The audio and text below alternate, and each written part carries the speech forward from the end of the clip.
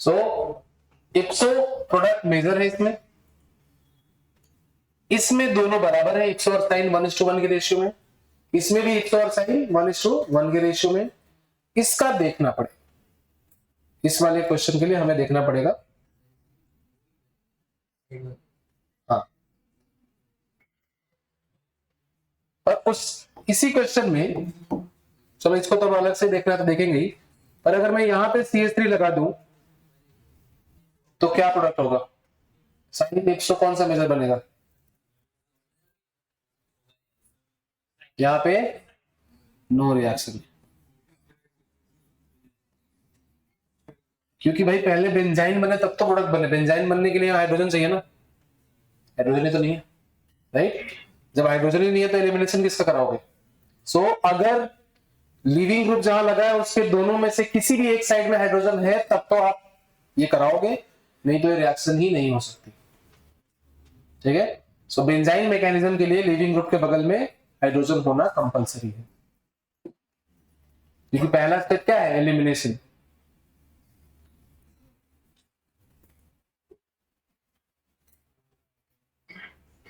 Clear है?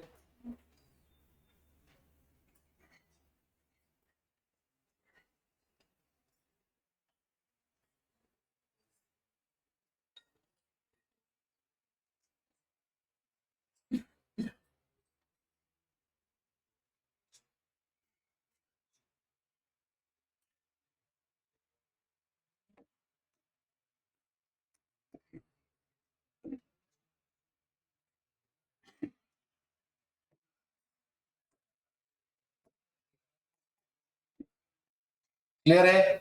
ये points कोई भी न्यूक्लियोफाइल हो सकता है ऐसा।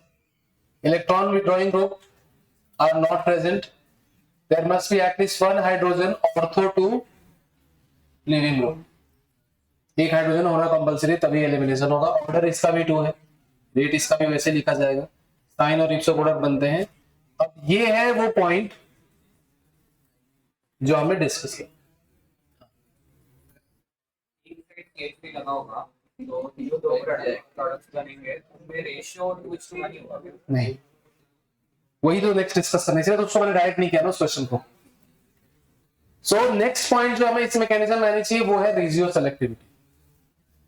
कि भाई अगर सेलेक्टिविटी क्या होती है कि मल्टीपल ऑप्शंस हैं, कौन ज्यादा बनेगा कौन कम बनेगा।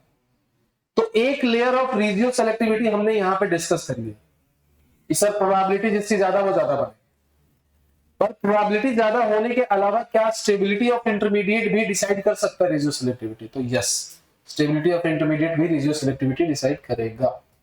कैसे वो देखते हैं। ये सारे पॉइंट्स लिख लिए आपने, शायद ये पॉइंट अलग से स्पेसिफाई नहीं किया था, वैसे तो ऑब्वियस है मैकेनिज्म देखे, बट फिर भी लिखा हुआ रहता है तो याद रहता है कि हाँ भाई कम से कम एक हाइड्रोजन अपने को चाहिए लेफ्ट या राइट में कहीं भी। रेशियो सेलेक्टिविटी ये होता है कि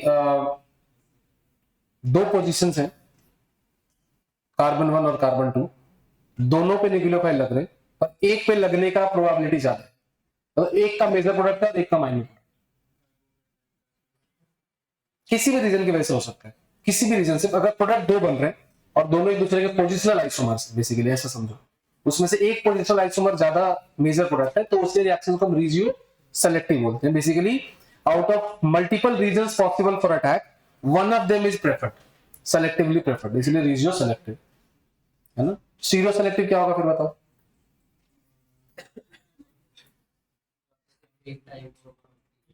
हाँ, सेम लॉजिक है, बस रेशियो की जगह स्टीरियो आ गया है। Out of different stereo isomers as a product, one of them will be major. जैसे मान लो किसी रिएक्शन में सिस और ट्रांस एल्कीन बन रहे हैं और ट्रांस वाला मेजर है, तो वो स्टीरियो सेलेक्टिव रिएक्शन होगी। SN1 में भी हो सकता है, यस। नहीं, पर वो रेशियो सेलेक्टिव हो जाएगा SN1 में। SN1 में रेशियो सेलेक्टिव होगी, कार्बोकेटाइन यहां बना, वहां पे एक बार न्यूक्लियोफाइल लगा, बगल में गया, वहां पे एक बार न्यूक्लियोफाइल लगा, स्टेबल कार्बोकेटाइन वाले पे न्यूक्लियोफाइल ज्यादा लगता है तो वो ज्यादा प्रेफर्ड प्रोडक्ट, तो वो रेशियो हो गया। SN2 में हो सकता है, SN1 में कभी कभी हो सकता है। हाँ, SNI स्टीरियो स्पेसिफिक, एक ही आइसोमर बनेगा। हाँ, SN2 दो होता है, SNI कुछ है वो। ठीक है? हाँ, electron withdrawing group and electron releasing group बता दिया। पूछ लिया करो जब धीरे से। ऑलराइट, सेम ही पॉइंट को तुम लोग 3 बार लिखते हो। लिखा हुआ था ऑलरेडी सारा पॉइंट, आपने बस एक पॉइंट नहीं लिखा था। क्या? ये लास्ट वाला और बीच वाला। हाँ, तो 2 ही पॉइंट लिखने हैं आपको। कौन कौन से? एक तो ये पॉइंट लिखना है और दूसरा ये पॉइंट लिखना है। बाकी सब पॉइंट्स लिख लो, नहीं तब भी समझ में आए। अब नेक्स्ट जो स्टेटमेंट, नेक्स्ट जो टॉपिक है इसमें वो है रीजियो सेलेक्टिविटी।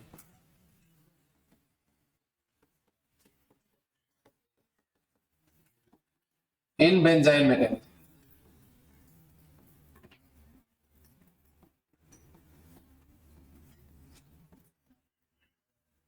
एक एग्जांपल मैं कराऊंगा, दूसरा आप खुद एक्सप्लोर करके लाओगे घर से, है ना?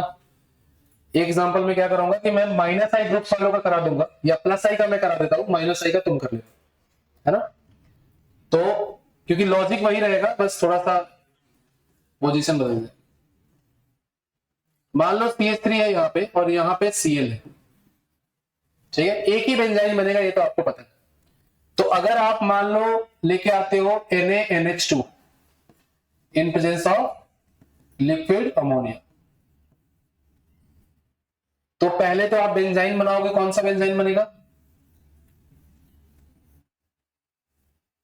यहां से हटेगा और बेंजाइन यहां पे बन जाएगा कैसे?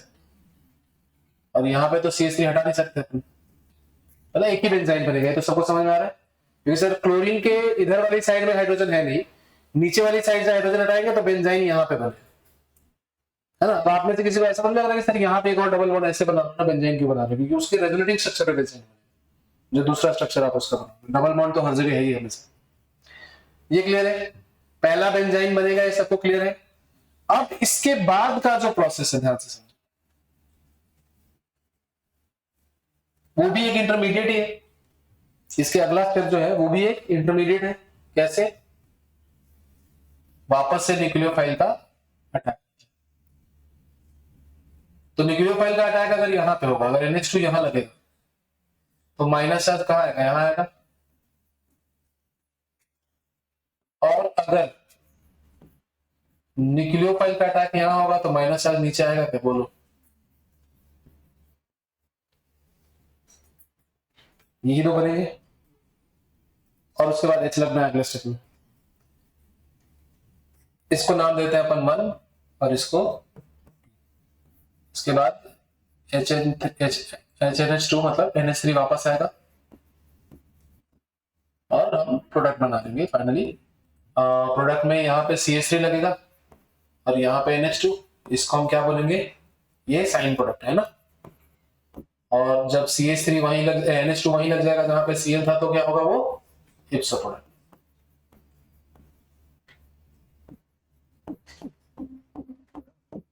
अब हमें बताना है कि यहां से आगे रिएक्शन के किस डायरेक्शन में जाने की प्रोबेबिलिटी ज्यादा, बिकॉज नंबर में वही ज्यादा होगा जिधर की प्रोबेबिलिटी ज्यादा, राइट?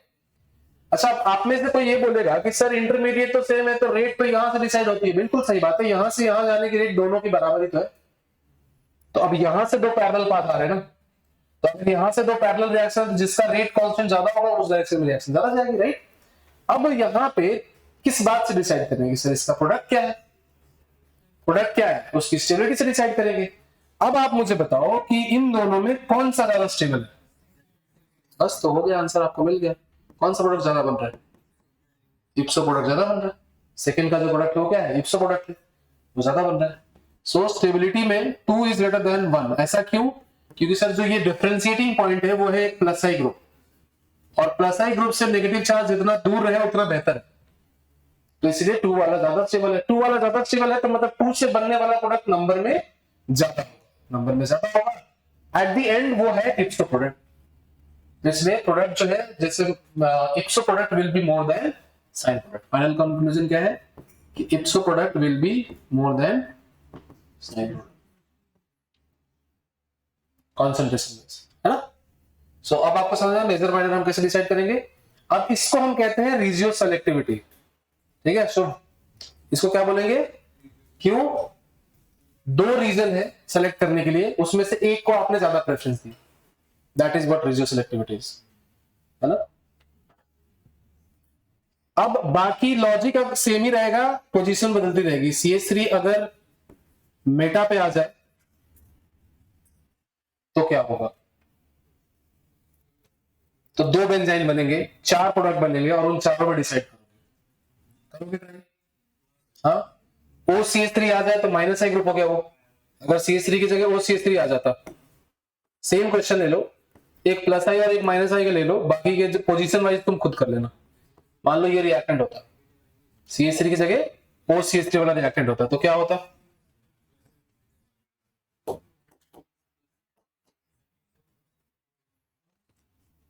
सो यहां पे हम क्या करते हैं कि बेंजाइन बनाते हैं, और मान लो इस बार ना रिएक्टेंट भी मैं CH3O माइनस ले आ रहा हूं इन प्रेजेंस ऑफ CH3OH, ताकि आपको ये पता चले कि सिर्फ NH2 माइनस नहीं होता न्यूक्लियोफाइल, कोई भी OR minus, NH minus, NR minus, SR minus, normal जो हम न्यूक्लियोफाइल लाते थे कोई भी ला सकते हो। बेंजाइन अभी फिर से वही बनाओगे क्या? और इस बार आपको समझ में आ गया होगा कि सर इस बार तो साइन मेजर बनने वाला है क्लियरली, क्योंकि जब तुम NH2 यहां लगाओगे तो माइनस माइनस आई ग्रुप के बगल में ही लगेगा। करूं आगे, छोड़ दू? पक्का? कॉन्फिडेंस नहीं दिख रहा तो बाकी को छोड़ दो, बोल दो। उधर पीछे से नहीं आ रही ना बात।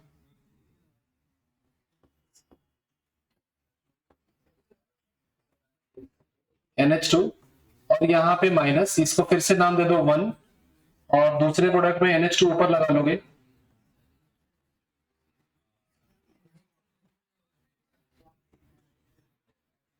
ये 2। इस बार स्टेबिलिटी में कौन ज्यादा होगा? 1। तो क्लियरली आपको दिख रहा है कि इस बार साइन प्रोडक्ट जो होगा मेजर होने वाला है। अब बताओ क्या डाउट है भाई?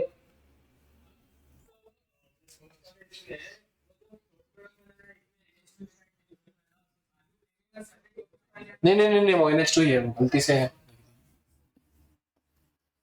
NH2 ही होगा सब में, है ना। सो यहाँ पे स्टेबिलिटी में कौन ज्यादा है? 1 इज मोर देन 2।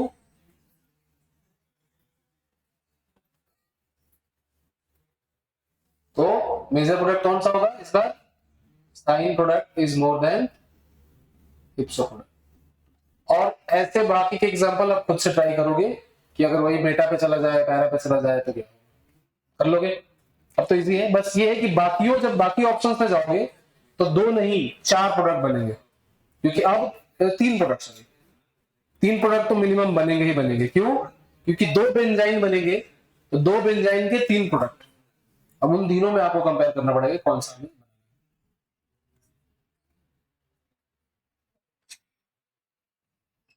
ठीक है, क्लियर है? कोई डाउट है किसी को? हाँ, कहाँ पे?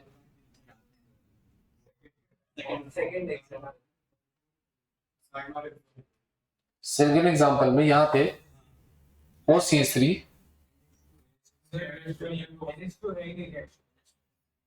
हाँ अच्छा वैसे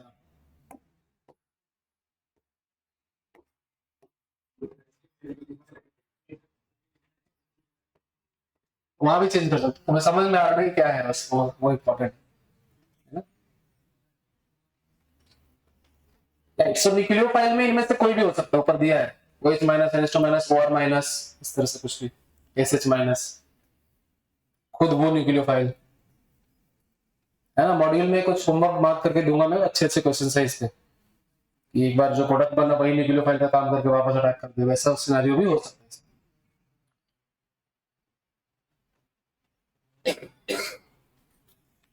तो SN-AR रिएक्शन को अगर हम समराइज करें तो क्या क्या देखा हमने? 2 तरह की मैकेनिज्म फॉलो होती है। अगर कोई माइनस एन ग्रुप लगा है ऑर्थो पैरा पे तो mechanism number 1 which is addition then elimination, और अगर कोई माइनस एन ग्रुप नहीं लगा है तो mechanism number 2 which is elimination then addition.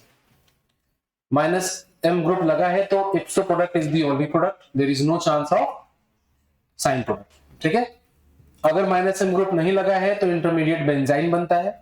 फिर प्रोडक्ट बनाने का ट्रिक क्या है कि जहां पे लिविंग ग्रुप था वहां पे 2 बार और लेफ्ट राइट में एक बार, if there is no other group attached, मतलब नॉर्मल बेंजीन है तो, और अगर कोई ग्रुप लगा है तो ये रहा उसका डिस्कशन।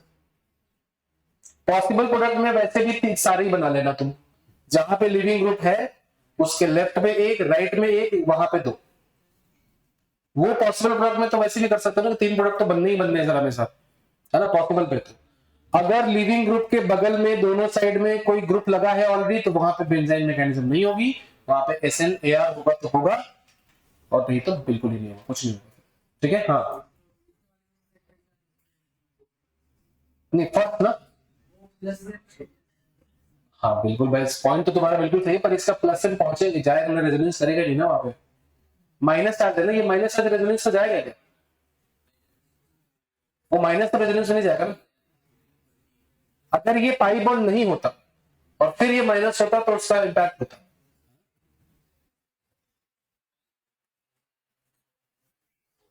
कोई डाउट? हाँ बोलो।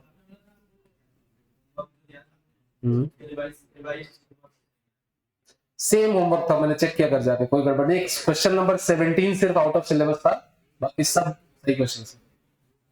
मैंने नए बुक से ही दिया था, वो मैंने जाके फिर चेक भी किया, है ना, वो सेम ही होमवर्क था। बस क्वेश्चन नंबर 17 गलती से मार्क हो गया था, KMNO4 वाला, बाकी सब टॉपिक नहीं है। डन। लास्ट के 20 मिनट बचे हैं अपने पास, उसमें हम करेंगे last reaction mechanism, that is SN_TH mechanism. ठीक है, हो गया एरोमेटिक कंपाउंड पे सब्स्टिट्यूशन हो गया। अब नेक्स्ट है सब्स्टिट्यूशन ऑन असाइल ग्रुप।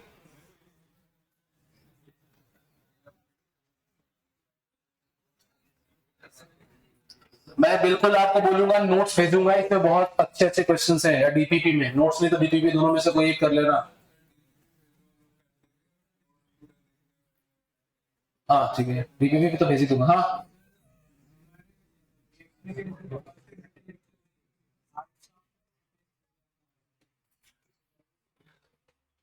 ये कर लो पहले, कर लेंगे बाद में कभी, अभी रेडी नहीं हो आप।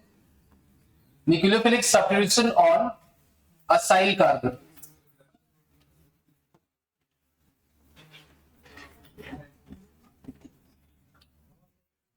है ना, सबसे फास्टेस्ट न्यूक्लियोफिलिक सब्स्टिट्यूशन रिएक्शन ये होता है।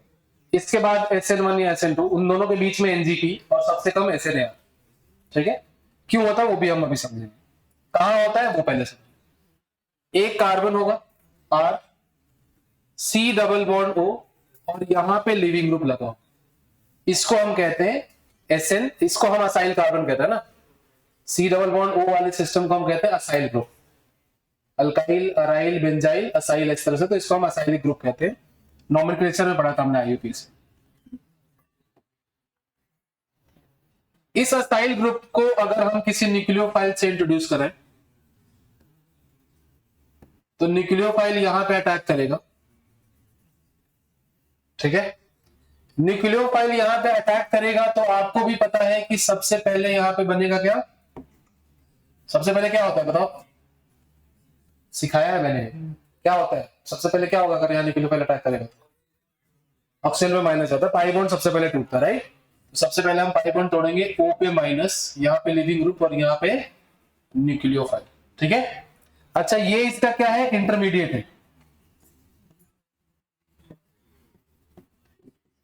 इस इंटरमीडिएट में कार्बन का हाइब्रिडेशन क्या है, sp3 है, मतलब टेट्राहेड्रल है।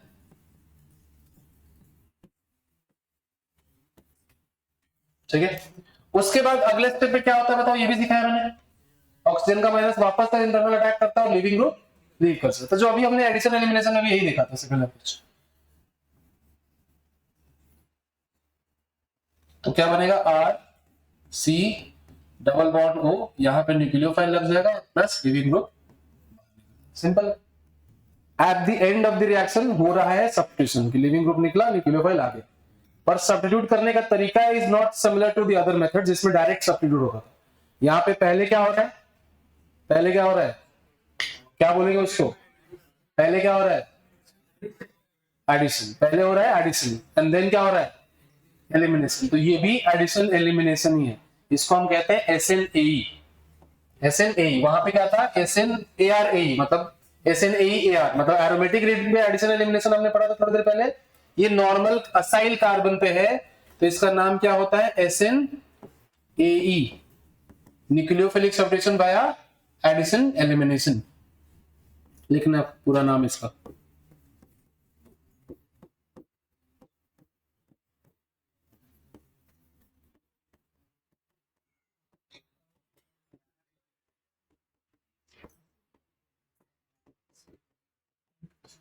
क्या लगता है ये रिएक्शन वापस कब आएगी?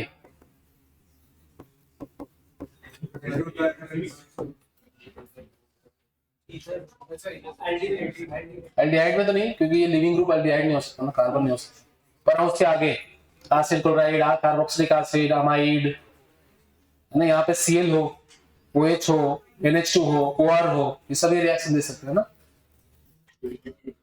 अच्छा, इसका एक और नाम होता है, इसको SNTH के नाम से भी जानते हैं। SNTH क्यों बोलते हैं? यस, न्यूक्लियोफिलिक सब्स्टिट्यूशन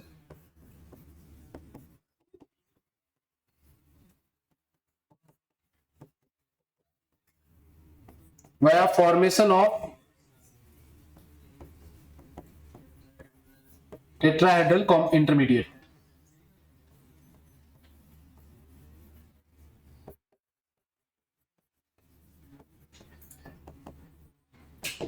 ठीक है, यहां तक कोई डाउट? ये तो कुछ डाउट वाला टॉपिक भी नहीं है, बट हाँ ये स्लो होगा, ये समझ में आ रहा है आपको, because this is the only step जहां बॉन्ड टूट रहा है। पर आपको ये भी पता है कि this is one of the intermediate, जो अभी तक के जितने भी इंटरमीडिएट पढ़े उनमें सबसे स्टेबल यही है। क्यों? कार्बोकेटाइन का ऑक्टेट पूरा नहीं है, बेंजाइन आपको समझ में नहीं रहेगा क्यों अनस्टेबल है, तो बचा क्या, ये अनायन है, वो भी कार्बन का नहीं, ऑक्सीजन का, तो ऑक्टेट भी पूरा, और नेगेटिव चार्ज भी इलेक्ट्रोनेगेटिव एटम पे है। तो इससे बेस्ट इंटरमीडिएट अभी तक तो हमने नहीं देखा। अभी तक जितने भी इंटरमीडिएट देखे या तो कार्बन में प्लस होता था, या कार्बन डेफिशिएंट होता था, या एरोमेटिसिटी लूज होती थी, राइट। इसने तरह के इंटरमीडिएट से ऑल दोज इंटरमीडिएट जितने भी हमने देखे उन सब में ऑक्टेट इनकम्प्लीट था पहले, तो ये था। तो ये स्लो है, इसका जो इंटरमीडिएट है उसमें ऑक्सीजन पे माइनस है, और टेट्राहेड्रल इंटरमीडिएट है, ऑक्टेट कंप्लीट है। सबसे बेस्ट इंटरमीडिएट होने की वजह से जो इसका स्लो स्टेप है वो भी बाकियों के स्लो स्टेप से बहुत फास्ट है, और इसीलिए ये रिएक्शन बाय नेचर सबसे फास्टेस्ट सब्स्टिट्यूशन रिएक्शन। ठीक है, तो ये RDS है। अगर ये RDS है तो रेट ऑफ रिएक्शन क्या लिखोगे? K into RCOL into NU minus, क्योंकि दोनों तो है ही RDS में, तो कॉन्सेंट्रेशन पे डिपेंड करेगा ही, मतलब SNAE2 भी बोल सकते हैं इसको, ऑर्डर 2 है इसका, है ना, ऑर्डर इसका 2 है। Rate will be directly proportional to, पहला मतलब ऐसे कोई सीक्वेंस में नहीं यूज करना है, सबके कॉम्बिनेशन से होगा, इलेक्ट्रोफिलिसिटी ऑफ असाइल कार्बन, है या ना बताओ, होगा। दूसरा लीविंग एबिलिटी,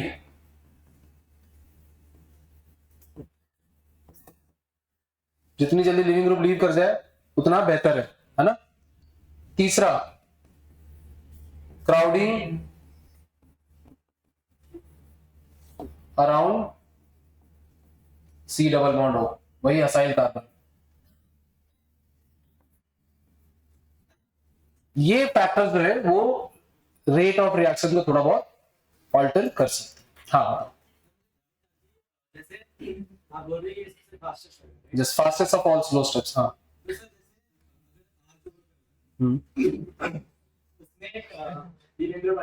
ठीक है, तो SN2 में आपने बताया था कि जब बीटा कार्बन पे भी डबल बॉन्ड हो जाता है तो रेट को फास्टर करता है, तो उन दोनों में कौन सा है? उसमें यहाँ पे लिविंग ग्रुप नहीं था लेकिन,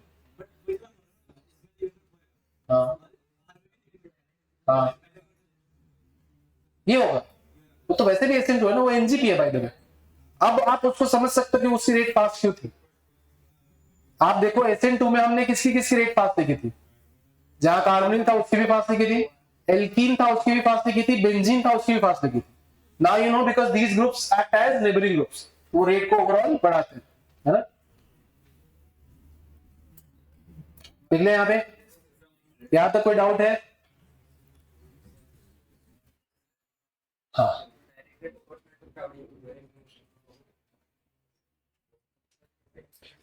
बिल्कुल नहीं है भाई, क्यों ही होगा, सोचो. कोई सेंस ही नहीं है ना उस बात का.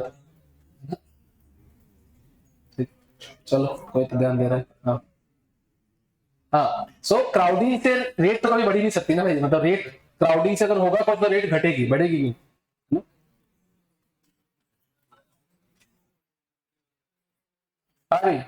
Now, why SNTH reaction is faster than other substitution reactions? Most stable intermediate इसमें बनता है. So आप लिख लो,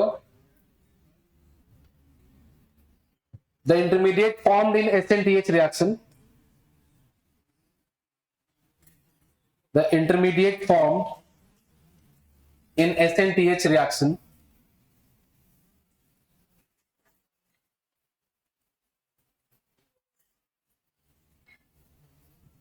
the intermediate formed in SNTH reaction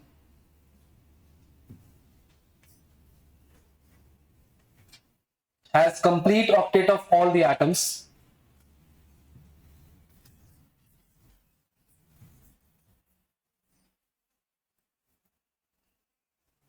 and is the most stable intermediate,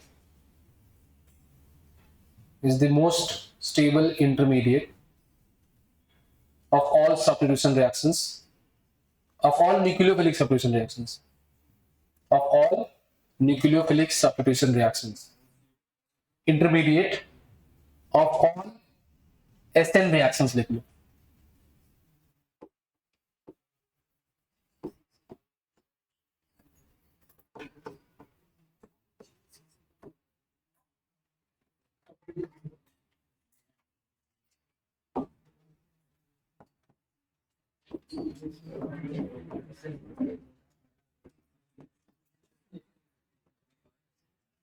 ठीक है, इन जनरल SNTH वाला सबसे फास्ट, फिर SN1 या SN2, फिर SNAR जो हमने आज पढ़ा था, है ना. NGP इन दोनों के बीच में. सो SNTH की रेट ज्यादा होती है किससे, SN1 या SN2 से, और फिर इनकी रेट ज्यादा होती है SNAR से. NGP SNTH से फास्ट नहीं होगा. NGP is not faster than SNTH, क्योंकि उसमें अभी भी जो इंटरमीडिएट बन रहा है उसमें भी पॉजिटिव ज्यादा तो है ना, है ना. इसका इंटरमीडिएट ही बहुत ज्यादा स्टेबल है ना.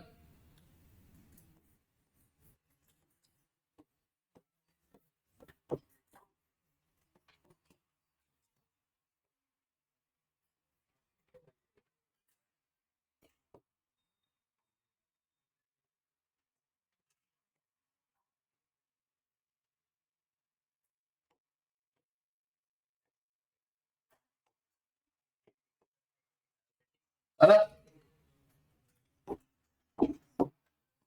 सो 1 2 3 रेट ऑफ सब्स्टिट्यूशन सबसे ज्यादा कौन होगा, रेट सबसे ज्यादा किसकी होगी, SNTH वाले की 1, फिर 3 क्योंकि SN2 होगा वहां पे, और सबसे कम 2, है ना. अगर ऐसा कोई क्वेश्चन आ जाए और बोले कि भाई 2 इक्विवेलेंट ऑफ NaOH यूज कर रहे हैं, तो सिर्फ ये और ये गायब होगा, ये Cl यही रहेगा. अगर बोले कि 3 इक्विवेलेंट NaOH यूज कर रहे हैं, तब आपको Cl हटाना है, सबसे लास्ट में ये वाला Cl हटाना है ना. कि 1 इक्विवेलेंट OH माइनस, तो प्रोडक्ट में क्या बनाओगे, सब कुछ सेम रखोगे, सिर्फ SNTH वाला प्रोडक्ट बनाओ.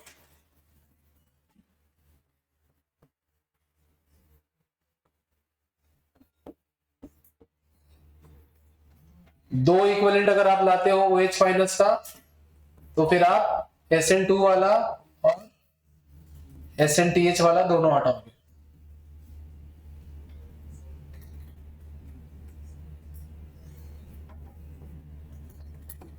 मेरी गलती है सॉरी। दो इक्विवेलेंट लाओगे तो एक नई रिएक्शन भी तो हो जाएगी ना, दिक्कत तो ये है ना। दो इक्विवेलेंट लाओगे तो पहले एसिड बेस हो जाएगा, क्योंकि जो प्रोडक्ट बना है वो एसिड है, दिक्कत ये है पहले वाले का। पहले इक्विवेलेंट से ये बनेगा, दूसरे इक्विवेलेंट में ये खुद रिएक्ट कर जाएगा उससे, एसिड बेस। फिर 3 इक्विवेलेंट लेके आओगे तब जाके SN2 होगा, कि सर एसिड बेस हो गया। अच्छा, क्या SNTH एसिड बेस से फास्ट है? नहीं, वो यूं है कि पहले वो ही SNTH सकता था, पहले एसिड बेस हो ही नहीं सकता था क्योंकि कोई एसिड था ही नहीं।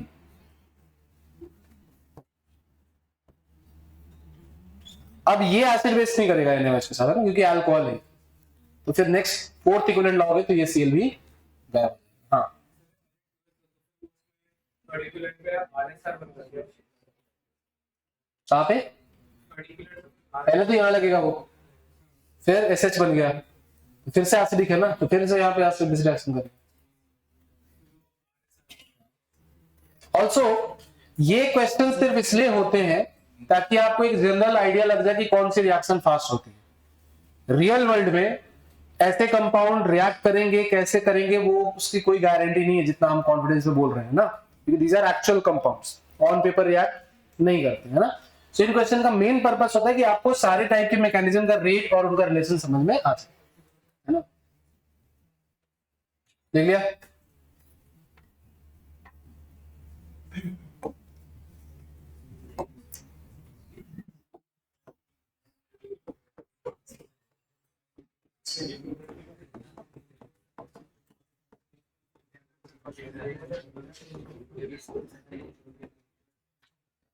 ध्यान दो भाई, RCOL NU RCONU,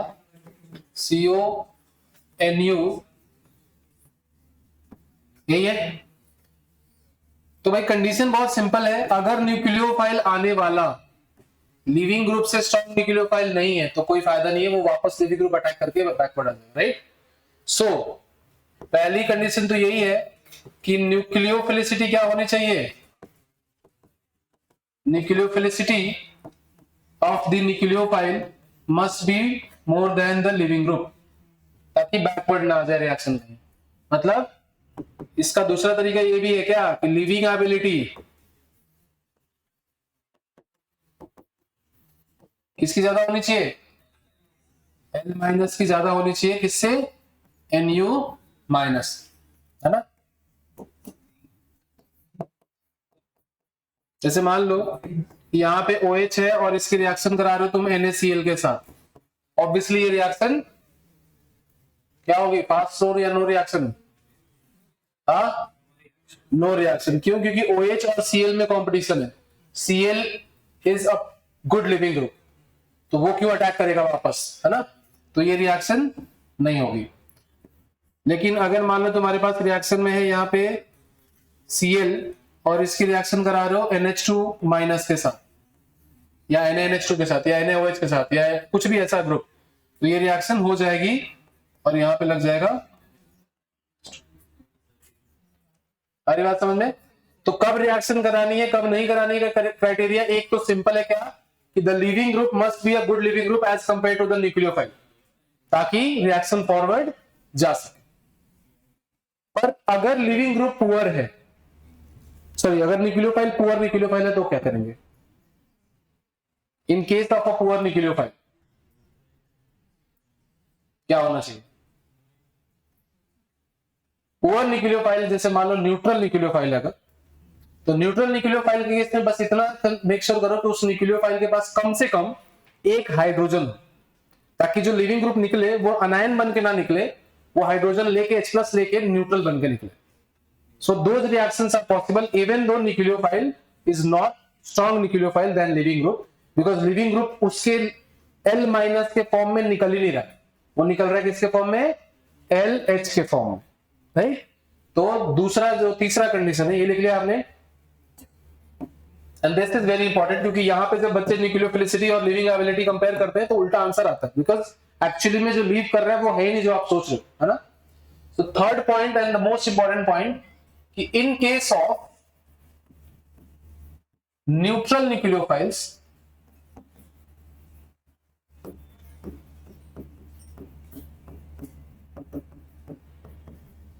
they must have at least one hydrogen.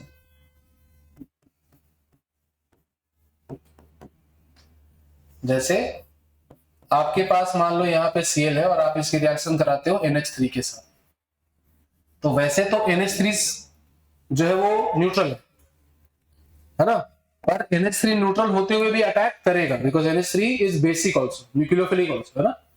तो ये यहाँ पे अटैक करेगा, Cl लीव कर जाएगा, क्या बनेगा, पहला इंटरमीडिएट टाइप कुछ बनेगा ऐसा NH3 प्लस, राइट, और प्लस Cl माइनस। एक्चुअली में Cl माइनस बनने से पहले इसका H प्लस ले लेगा because this is highly acidic hydrogen. तो ये फिर फर्दर किस में कन्वर्ट हो जाएगा, RNH2 में, मतलब RCONH2 प्लस HCl। पर ये तभी हो पाएगा जब उसके पास हाइड्रोजन हो। अगर ये NR3 होता तो रिएक्शन नहीं होती, क्यों, क्योंकि उसके पास फिर H प्लस निकालने के लिए है ही। क्लियर है ये। तो लिविंग ग्रुप अच्छा हो, न्यूक्लियोफाइल स्ट्रांग हो, और अगर लिविंग ग्रुप अच्छा है लेकिन न्यूक्लियोफाइल पुअर है तो उस न्यूट्रल न्यूक्लियोफाइल के साथ, पुअर का मतलब स्पेसिफिकली मैं न्यूट्रल की बात कर रहा हूं, कम से कम एक हाइड्रोजन हो, ताकि उस हाइड्रोजन को निकालो, लिविंग ग्रुप के माइनस के साथ उसको जोड़ो और न्यूट्रलाइज करके बाहर कर दो। ठीक है, सो अमोनिया आया, HCl गया। क्लियर है सारी कंडीशंस।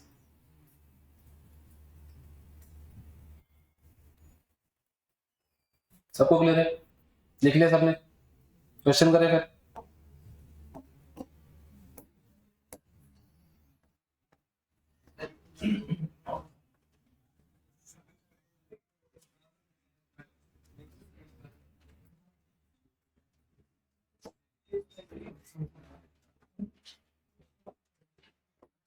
बताओ भाई क्या होगा ऑर्डर,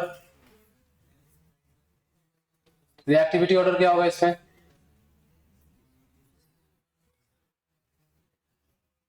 लिविंग ग्रुप पहले वाले में कौन है बताओ,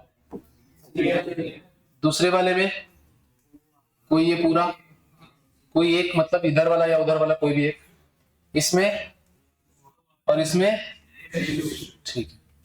तो सबसे ज्यादा स्टेबल Cl माइनस होता है या RCOO माइनस होता है,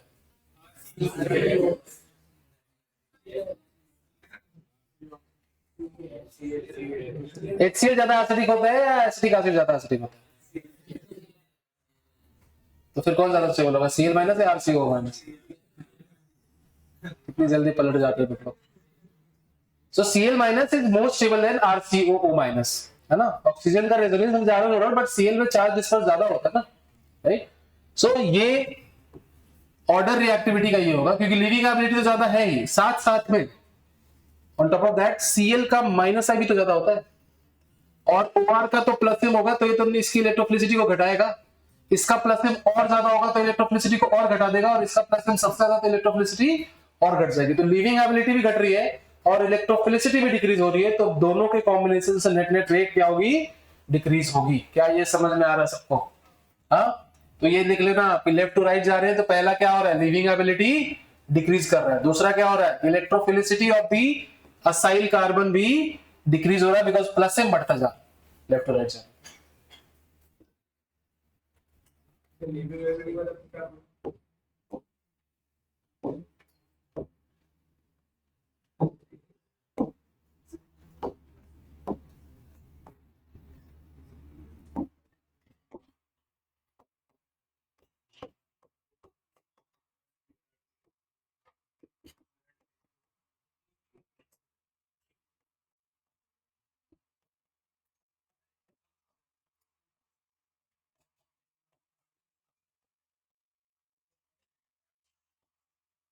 ठीक है, पहला तो ये रीजन है इसका।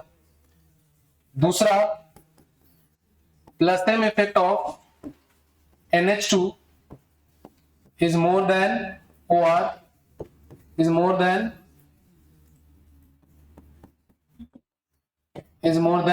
Cl। ठीक है, इसका मतलब लेफ्ट टू राइट जा रहे हो तो क्या हो रहा है, इलेक्ट्रोफिलिसिटी जो हो रही है वो डिक्रीज हो रही है और लीविंग एबिलिटी भी डिक्रीज हो रही है। तो net net rate of reaction भी डिक्रीज ही होनी चाहिए, क्योंकि दो फैक्टर्स, जो दोनों फैक्टर्स थे वो दोनों ही कम कर रहे रेट को, तो ओवरऑल तो रेट डिक्रीज ही होगा। बोलो याद हो जाएगा, क्लियर है सबको, याद रहेगा ये।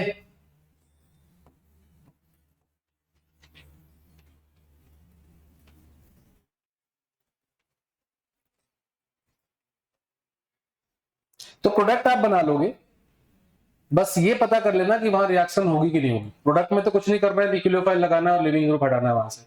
अगर न्यूट्रल न्यूक्लियोफाइल है तो न्यूक्लियोफाइल लगाओ, उसमें से H निकाल लेना और वो लिविंग ग्रुप के साथ जोड़ के बाहर कर देना।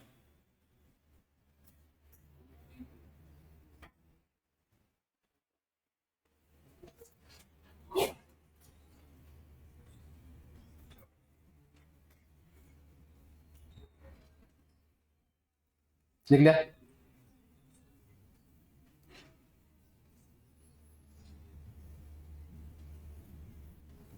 किसी को डाउट नहीं? प्रियांश नहीं?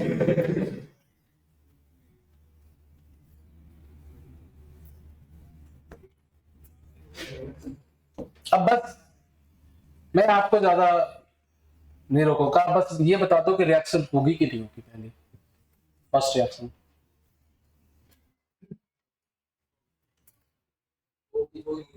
न्यूट्रल न्यूक्लियोफाइल है, अटैक कराओ, CH3O माइनस को निकालो, वो H प्लस लेके क्या बना लेगा, CH3OH होगा क्या? बोलो, समझ पा रहे हो?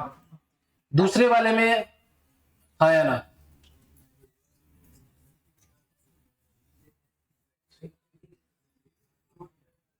देखो, अगर नहीं करोगे तो फिर मुझे कराना पड़ेगा।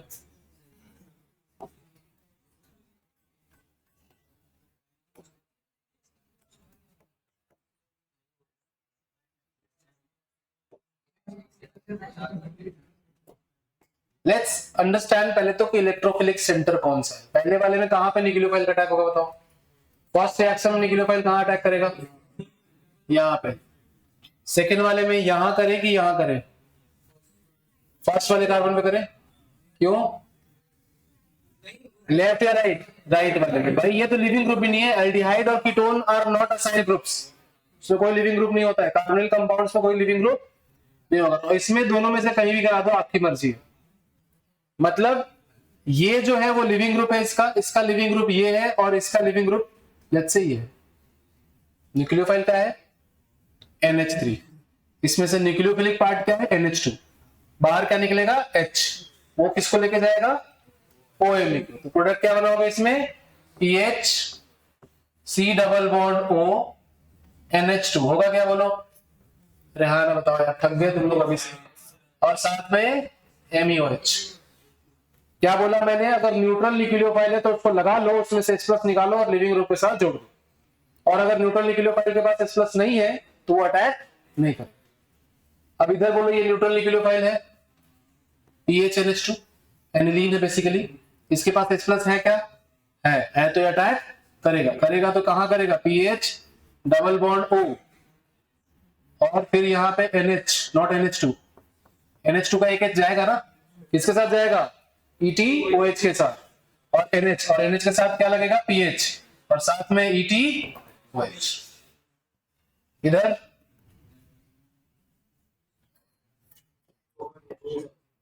वो तो होगा ही, अब तो होगा नहीं होगा का क्वेश्चन ही नहीं है ना। साथ में क्या निकालोगे? एसिड। कौन सा acid? CH3 C double bond O minus निकलेगा यहां से, वो इसका H प्लस लेके OH।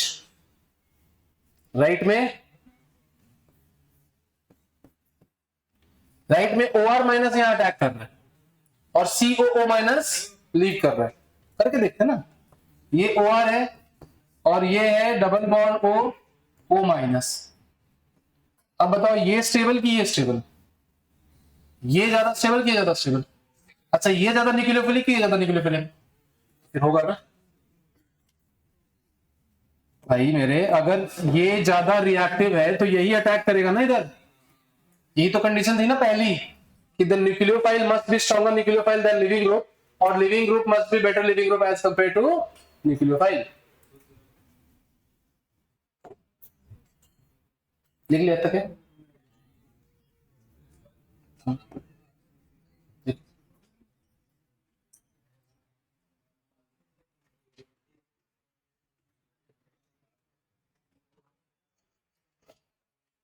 नेक्स्ट क्लास से पक्का प्रॉमिस नहीं एक्सटेंड करूंगा, है ना? हाँ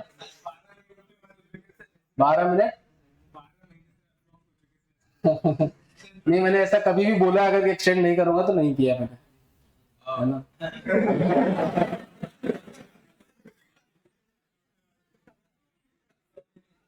लास्ट टाइम 2 बजे बोला तो 2 बजे छोड़ा था ना। हाँ। जब भी क्लास 3 बजे हुई है 6 बजे छोड़ा है, क्लास 3 बजे हुई है, कभी ऐसा ना 6:30 तक रोक लिया तो? हाँ 6:30 तक रोका होगा, फिर बड़ा पार्टी दी।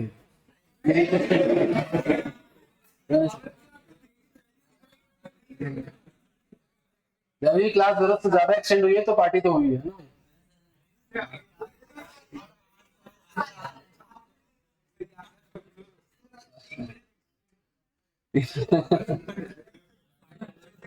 बड़ा पाव के लिए मेरे पास जुगाड़ है, आप लोग के पास एक असाइनमेंट है, और उस असाइनमेंट को कंप्लीट कर लो, बड़ा पाव पार्टी फिक्स है।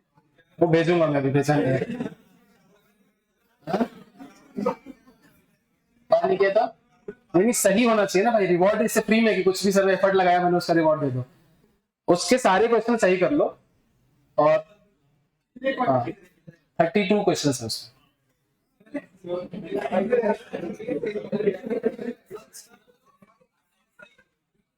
आप तो चीटिंग कर लो ना, मैं कहा मना करूं?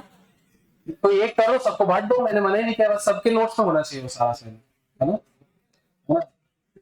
ऐसा तुम बोलो हाँ सर मैंने कर लिया था, देखो ये मार्क किया है, ऐसा नहीं, मतलब प्रॉपर एम ये है कि उससे तुम्हें सारी रिएक्शन रिवाइज हो जाएगी, है ना? और कुछ नई रिएक्शन भी तुमको अगर लगे कि ये नहीं आता अगर नॉर्मली एग्जाम में, तो वो कर लो, कुछ नहीं उसमें। अब बस यस और नो बोलना है, क्या करना है? यस और नो। मुझे प्रोडक्ट नहीं चाहिए, प्रोडक्ट तुम बना लोगे अगर यस नो पता कर ले रहे हो। यस और नो। RCOO माइनस ज्यादा स्टेबल की Cl माइनस ज्यादा स्टेबल? तो Cl माइनस निकल जाएगा ना। आइडिया तो वही है कि जो स्टेबल है वो निकल जाएगा, जो कम स्टेबल है अटैक कर देगा। फिर से कराना पड़ेगा मुझे पूरा क्वेश्चन।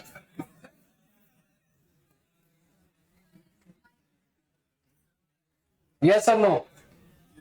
ऑन सरफेस नो लग रहा है, पर न्यूट्रल वालों की कंडीशन अलग है। H2O आएगा, HCl निकलेगा, तो yes. Basically this is hydrolysis bye the वे। किसी भी ऐसे कंपाउंड को तुम पानी में रखोगे वो कार्बोक्सिलिक एसिड बनाएगा ही बनाएगा, इसीलिए इन कंपाउंड को हम एसिड डेरिवेटिव कहते हैं। ये एसिड से बनते हैं या इनसे एसिड बनता है, ठीक है? तो यस। यस और नो? यस और नो? यस और नो? यस और नो? यस और नो? यस वाले हाथ हैंड रेज करें। हाँ यस और नो बताओ। फर्स्ट वाला यस और नो। अरे कर लो ना दिमाग में, कौन ज्यादा स्टेबल है कौन ज्यादा स्टेबल नहीं है। यस और नो? यस वाले हैंड रेज करें, नो वाले हैंड रेज करें भाई। चलो ज्यादातर लोगों को सही तो समझ में आ गया है कि ये COO माइनस है, which is already more stable then OR minus, तो क्यों निकलेगा OR माइनस? है ना, जो जहां है वही रहेगा। This is a poor nucleophile then OR minus, क्यों करेगा ये अटैक? तो नो। यस और नो? नो। Cl माइनस इससे ज्यादा स्टेबल है। यस और नो? न्यूट्रल है लेकिन हाइड्रोजन नहीं इसके पास, नो। प्रोडक्ट बनेगा कैसे? यस और नो? यस। एस्टर का अमोनोलिसिस करोगे अमाइड बनेगा प्लस अल्कोहल। एस्टर का हाइड्रोलिसिस करेंगे, यस और नो?